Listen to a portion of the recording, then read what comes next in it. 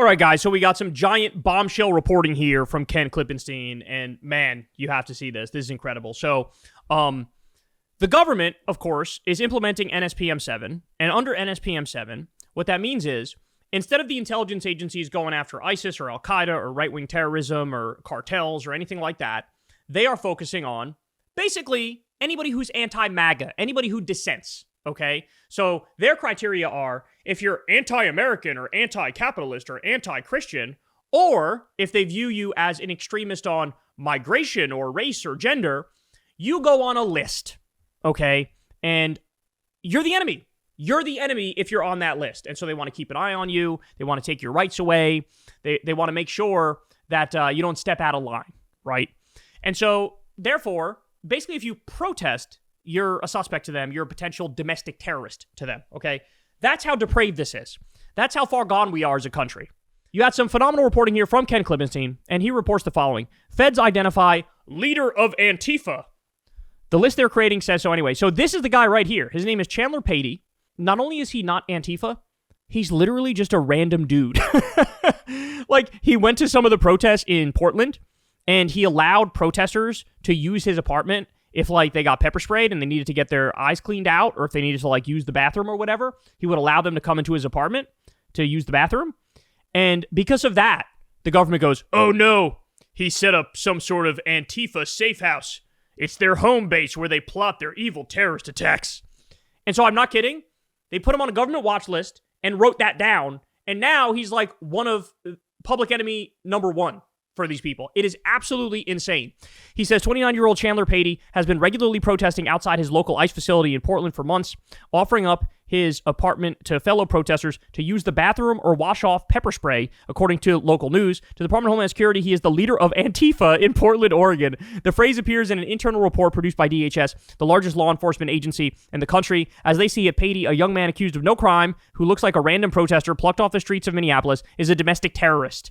In Pey's apartment, Fox News hosts Laura Ingraham and Jesse Waters saw something sinister in Antifa safe house, as they called it in multiple segments. This kind of idiocy is hardly unprecedented by the standards of cable news, but the federal government is buying into the hysteria too. Documents leaked to me show Pey and countless other American protesters have been branded as domestic terrorists. As a result, their private information is now being collected and stored in a DHS intelligence system shown below. The other thing is, they're now using this to make your life a living hell. So, for example, ICE is going around taking pictures of people. They're using that to purge you from the voter rolls. If they took your picture, they're kicking a lot of those people off of the voter rolls. Why? To try to rig the election, knowing when they're out there, hey, most of these people are going to vote Democrat if they vote.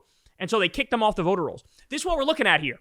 He says, asked about Pey's inclusion in the system and how this squares with spokesperson Tricia McLaughlin's response to my reporting on DHS watch lists that there is no database of domestic terrorists run by DHS, the Department of Homeland Security did not respond to a request for comment. The government's elevation of an ordinary citizen like Pey to terrorist mastermind is the result of a subtle bureaucratic process revealed in this and other DHS documents I've obtained. They show that since almost the beginning of the Trump administration, DHS has been desperate to pull together evidence, no matter how thin, of an epidemic of left-wing domestic terrorism. This bureaucratic imperative to find terrorists among protesters is what got Renee Good and Alex Preddy killed. That's a super important point. These people get put in danger because of these incorrect categorizations that they're terrorists, that they did something wrong. And then they get shot in the face as a result of that.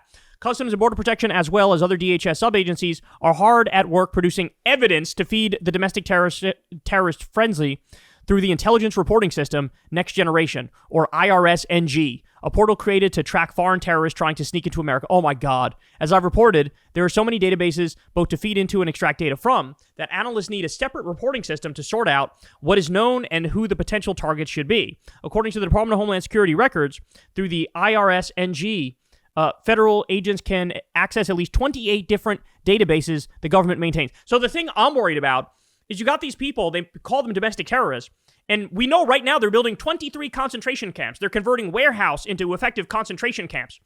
There's no way they're just going to go after undocumented immigrant violent criminals and put them in the concentration camps. They're going to go after legal immigrants, and they're going to go after American citizens who they consider to be domestic terrorists. And remember, this government doesn't give a fuck about due process. They don't give a fuck about the Constitution. They don't give a fuck about having warrants.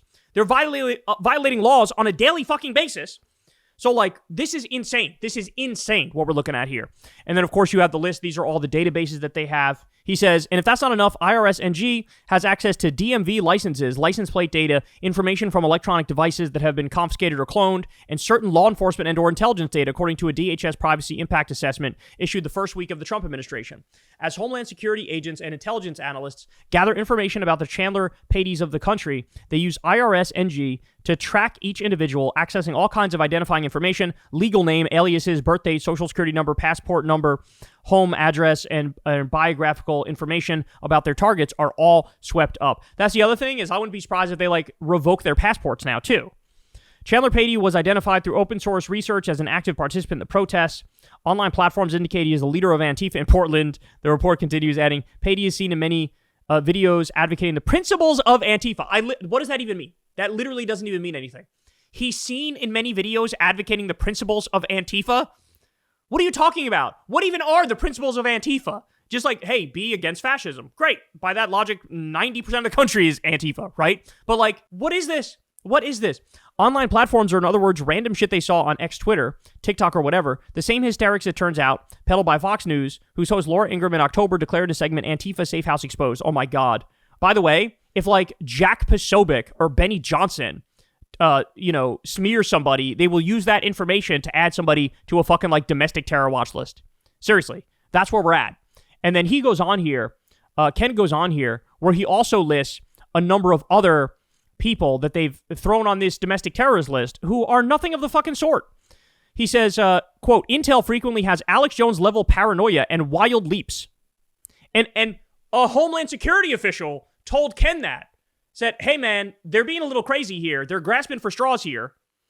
Just absolutely insane. All this follows President Trump's designation of Antifa as a domestic terrorist organization in NSPM 7. Senior DHS officials have described to me the bureaucratic nightmare of having to find a legal way to implement the patently outrageous directives of an elected president whom they feel they can't just ignore. But that's the thing, right? You kind of can just ignore him. What you do is, he tells you to do something, you don't do it, but then you go to him later and said, sir, we did it. It went great. Sir, we got 7 Antifa off the street today. Thank you very much for all you've done. Really? That's great. And then Trump will tweet about it. It'll be a total lie, but the media is used to him lying, so nobody cares. And then just go about your business and do nothing. Don't do anything. Somebody send this to the DHS officials. I am telling you. Hear me now, quote me later. You can do nothing and get away with it. Tell him whatever the fuck he wants to hear, and you do nothing. This is where we're at. And like I said, he goes on, he brings up Dustin Ragsdale, is an Antifa protester who, through open source research, lives across the street from the ICE detention center. He is often seen with a megaphone and is aggressive to counter protesters. Further research is currently being conducted on this individual. Open source reporting has indicated he lives across the street from the ICE detention facility. So a guy's out there with a rainbow flag, right, the LGBTQ flag, at an anti-ICE protest, and they're going, he must be a domestic terrorist. Put him on the list. Put him on the list. Then there's another one, the Mossy Matriarch, who they've gone after. She's just a photographer who's gone to some of the protests. And they're building this mythology around them as this is Osama bin Laden. This is an expansive network of high-level terrorists. And it's just total bullshit. It's all complete and utter bullshit. And it puts them in danger. You now even are at the point where other people in DHS are going to Ken hey man, these people are fucking psycho. They're psycho. There's a movie, I forget what movie it was, but in the movie, basically, the FBI plays this role of just dumbass, incompetent, but hardcore white supremacist. Was it am I thinking of Harold and Kumar Go to White Castle, or wasn't there a second one? I don't know if that's it. Don't quote me on that. But I saw some movie where you have this guy play this government agency, which thinks they're hyper competent and intelligent, but really they're white supremacists and fucking idiots. And that's what this reminds me of.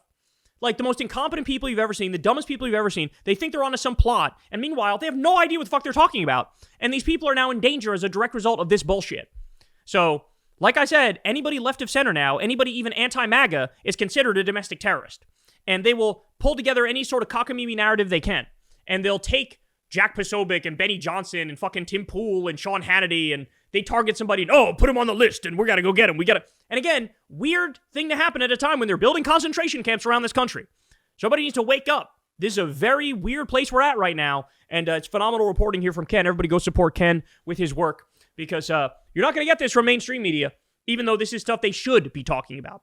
Hey y'all, do me a favor and like and subscribe. It helps out big time in the algorithm. Click the bell as well for notifications when videos drop, and watch that video on screen right now. You know you want to.